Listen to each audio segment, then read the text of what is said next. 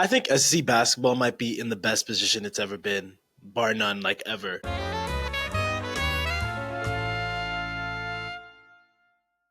Honestly, I don't care if you look at the past years where, Florida has won a national title, Kentucky has won a couple titles.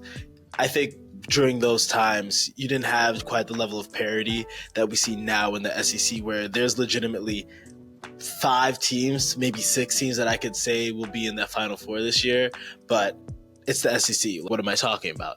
It's no longer the Conference of Calipari. It's no longer a conference where you can look and see a bunch of one and dones, a bunch of teams that are going to be great and then all of a sudden flame out in the tournament like most good teams do. It's not even one of those years where, you see that one team where everything seems to be coming together, sort of like those Kentucky teams in the past that I remember. I think it was the DeMarcus Cousins, John Wall, Kentucky team that lost to West Virginia, but everyone saw them as, national title favorites going in. And the SEC is not really full of blue blood programs outside of Kentucky, obviously, but programs that are going to be there, programs that you don't want to play, and programs that are going to be in the top 10 during the season and then flame out in the playoffs. If you look at the history of the SEC in the tournament, they are historically not good, like at all. In the last 10 years even, the SEC has been really bad. I think there's only been one SEC team in the national championship since 2014, and that was Kentucky.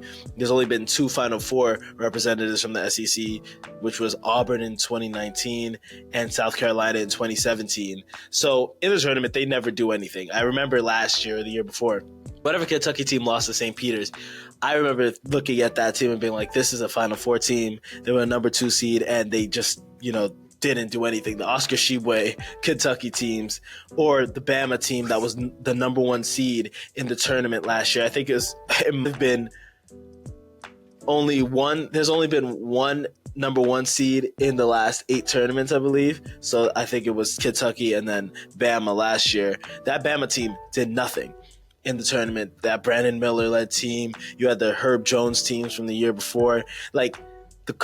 It was nothing for Bama to do. There was nothing for Auburn to do. They always flamed out. There's always been failure with the SEC, but this year, I don't know why.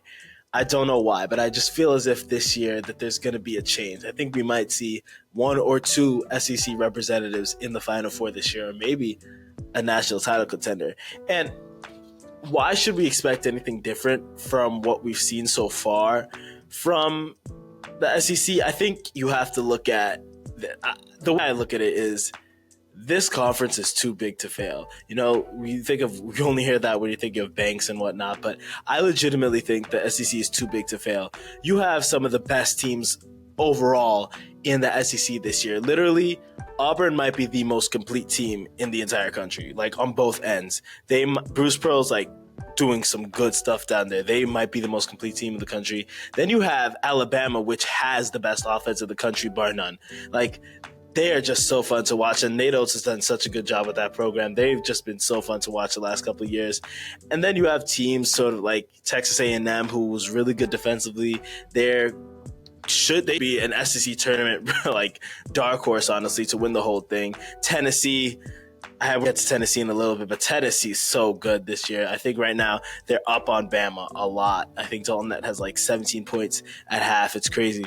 But I legitimately think that this year the SEC is too big to fail, where you have so many good teams and so many teams that are playing at such a high level that you can't really discount them or think that, this team is not going to hold up in March, because at the end of the day, they just might. We've had a bunch of teams that just get hot at the right time, but it feels like these SEC teams, rather than, cannibalizing each other like another conference that I might talk about in another video does, Big 12 or Big East, honestly, this conference, each team, it's the survival of the fittest.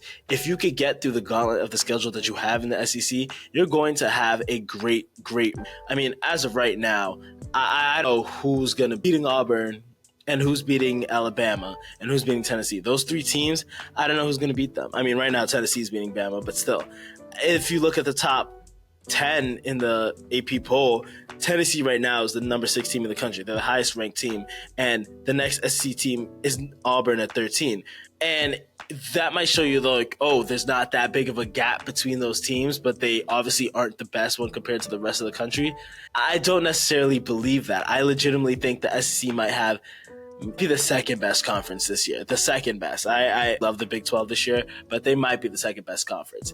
And I feel like something's different this year with SEC basketball. I mean, look, first off, I just have to look at the star power right now for all these teams. This might be one of the most fun conferences in the country when we just look at plain stats. Just when we just look at like the players in these on these teams.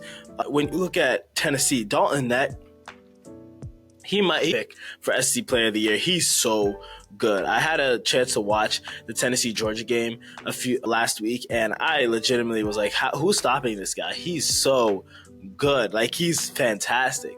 And then you have Texas A&M, Wade Taylor the fourth. He's great. He's good, honestly. I really think Texas A&M could shock some people. Come late February, March. I mean, look, they have enough quad one games played where they could be on the bubble. I mean, they haven't been good at all in SC play. I think they're 1-3 in the conference right now. And that hot start that they got off to is definitely, cooling down. But then even the teams between all the like good teams, like if you want to call Texas A&M the best when you talk about the crop of the SEC, what about Georgia? Georgia looks good. Georgia is a team that I think can take any team down to the wire. I mean, this is one of the best teams at getting to the line. This is one of the best teams in taking good, smart shots. The problem is they really don't have the offensive production that you want them to have. I mean, I think you have a team like Auburn and Bama. If you have to go up against Georgia, how are you going to stop them? I think the last game against Georgia, I think it was Alabama or Tennessee or whatever they played, it took Tennessee having like one of the worst shooting nights of their entire season for Georgia to keep it close. So it happens to be a thing where if you catch Georgia on a wrong night, you might end up going home with a loss.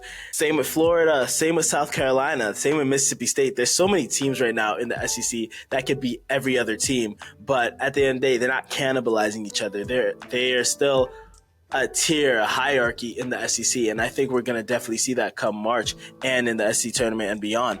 But Dalton Nett, like I said, one of the best guards, I think, in the country, one of the best players in the country, and definitely, I think, the best player in the SEC. And then Wade Taylor the fourth. And then Kentucky is interesting this year because I don't think it's simple as saying, oh, this is a team that has one big star, because yeah, they do have, their freshman stars, and they have a lot of good stars actually that are freshmen, but their guards are fantastic. Kentucky's guards, I think, they have maybe the best guard lineup in the country. And I'm not saying like that's news or, some breaking news or whatnot. I legitimately think that Kentucky's guards are the best in the country. Reed Shepherd, Antonio Reeves, DJ Wagner, Rob Dillingham, all of them are fantastic. Like, they are actually like amazing. It's scary if they come back for another year, how good they'll be, but all of them are definitely getting NBA level, attention. Rob Dillingham might be the best freshman guard in the country, and he doesn't even start for this team. Look, I legitimately think that this team might make a Final Four run. The only thing that's stopping them is the inexperience. This is coming together like that DeMarcus Cousins, John Wall, Kentucky team from a couple years ago, but legitimately, this is one of the best teams in the country because not only are they so good on all facets, they're such a good three-point shooting team. They do not turn the ball over a lot, and I love so much this Kentucky team. If I had to pick a team to win the SEC this year, I would have to pick Auburn because I think Bruce Pearl's done such a good job with that team, and I think that if you were to look at Auburn's history with basketball, you would have to say, okay, look, recently they've been great. Before Bruce Pearl, they were terrible. They have to build off that success somehow.